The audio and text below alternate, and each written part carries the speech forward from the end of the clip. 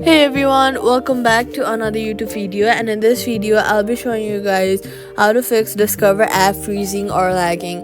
If the app is slow or freezing, first swipe up from the bottom of your screen, find the Discover app, swipe it away, then reopen it. Restart your phone to free up memory and stop background processes.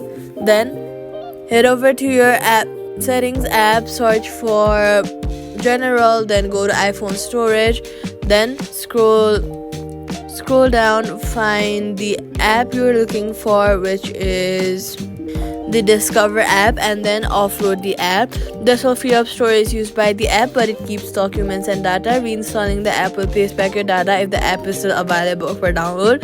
Then go ahead and on Android clear the app cache. Now check for a new update. Head over to your app store, search for Discover Mobile, and then check if there are updates available. Developers often release performance fixes.